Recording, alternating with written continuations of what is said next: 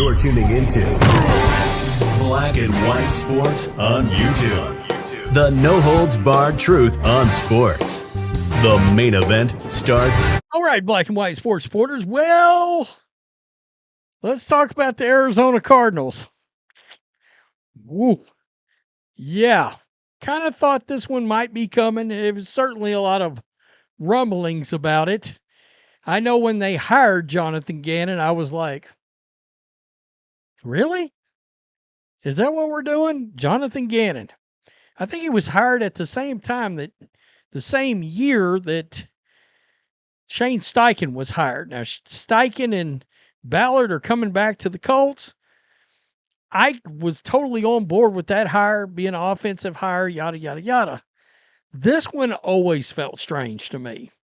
It did, especially since you had a quarterback that obviously needed a lot more development in Kyler Murray. And there's a news story that just dropped, too, that we're going to talk about. I mean, it looked like it was completely over for Kyler in Arizona, but maybe not. I read this and was like, really? Is this bait to try to get his trade value bumped up? I don't know. I mean, who's trading for Kyler Murray? That's the question. Sources: Cardinals fired head coach Jonathan Gannon. Arizona closed this season with 9 straight losses, ultimately costing Gannon his job. Cardinals GM Monte Ossenfork will spearhead the search for a new coach. So, wow, unbelievable. Look at this. Lowest head coach's winning percentage in NFL history, minimum 50 games. He was 8 on this list. Wow. Wow. By the way, Steve Spagnuolo, his name's already starting to make the rounds. That's interesting. Already starting to make the rounds. Let's just take a little look. Started out 4-13. Yikes. 8-9, and a lot of people thought, okay, are they on the right trajectory? And then 3-14. So he ended up 15-36, no playoff appearances. It was that losing streak and how I think they ultimately lost, if I'm thinking about this correctly, 14 of 15 games. That'll get you fired. That'll get you walked out of the building. That'll get your security badge to, not work. And I always found this a little odd because he literally just got hired in as a DC to the Eagles and was there for a couple of years and then straight to a head coach. And I was like, yeah, I don't know that that's great. I don't know that that's a great idea. At least from a deep, you notice when a coach on the defensive side has a whole lot less experience, it doesn't work out real well. Now, on the offensive side, if they're innovative, it could end up going well. That's why I'm like, I can kind of understand somebody looking at Phillip Rivers because he obviously can call plays and evaluate personnel and things like that. He certainly knows the Shane Steichen /Chargers /Colts offense and knows how to teach it. All that I can understand.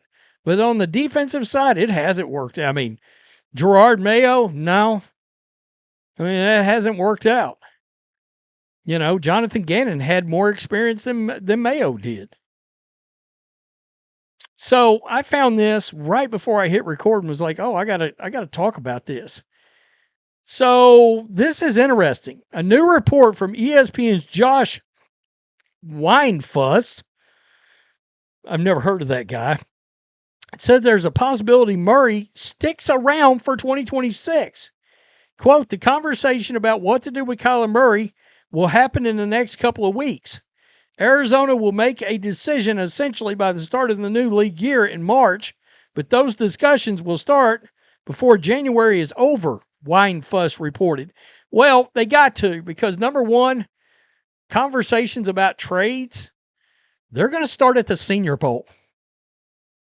They'll start at the Senior Bowl, and then the volume will get turned way up at the Combine, because we all know these guys go out there, they start sitting down, they get liquored up. I'm talking about the Combine. I don't know. They may do it at Senior Bowl too. I swore up and down I was going to go out there this year. I don't think that's going to happen. Quote, there's a growing sense that the Cardinals could run it back with Kyler Murray in 2026. That wasn't the feeling a few weeks ago when it felt Arizona was certain to part ways with Murray, but that's changed over the last couple of weeks. Okay, so that, and he goes on to talk about teams that might be interested in Murray: Raiders, Jets, Browns, Saints. Why would the Saints be interested in him as a backup? Tyler Shuck is a franchise quarterback. In case nobody's been paying attention, he's probably going to win Offensive Rookie of the Year. Minnesota Vikings, I don't know. Pittsburgh Steelers, I could see that as a backup quarterback maybe. Miami Dolphins want another short quarterback. He does have a stronger arm than Tua, a much stronger arm, and he's a lot more athletic. I don't know. That's kind of interesting. If Mike McDaniel hung around and he got his hands on Tua, but do you think he's looking at Kyler and's like, well, how much better is he than Quentin Ewers right now? Or some guy he can grab in the draft and maybe do something with? I don't know. Now, I find this interesting that the conversation has changed with Austin Fork still there. That makes you wonder, okay, well, did Jonathan Gannon want Kyler Murray gone? And now Jonathan Gannon is gone. Or is this a ploy to make it look like, oh yeah, we really value Kyler. They put their arm back around his little short ass. We really value him. I mean, we love this guy. We love this guy. Oh, second round pick? Fuck him. I mean, well, we loved him. Yeah. You're offering us a second? Goodbye. Peace. You're out. Hit the bricks.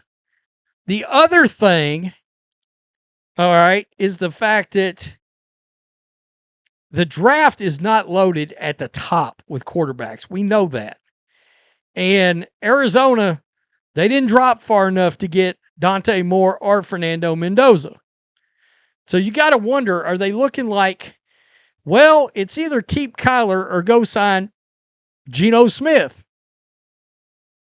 Now, if you can protect Geno, that's going to be the funny thing, because if Geno actually gets a starting job next year, I'm making a call right now. He's going to look a hell of a lot better than he looked this year.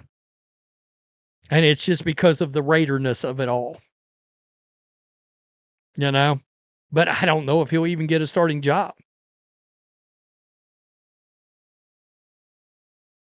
Unbelievable. It really is. But that does make you wonder, was Gannon wanting Kyler out? Now that he's not leaving, do they want to keep him?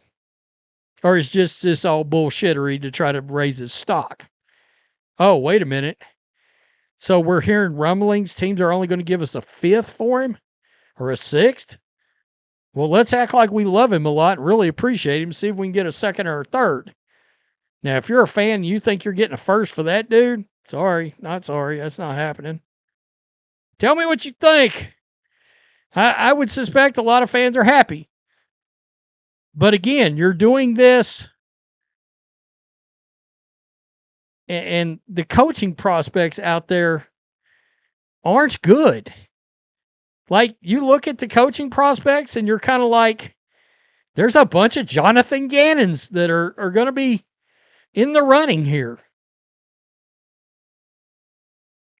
Jesus.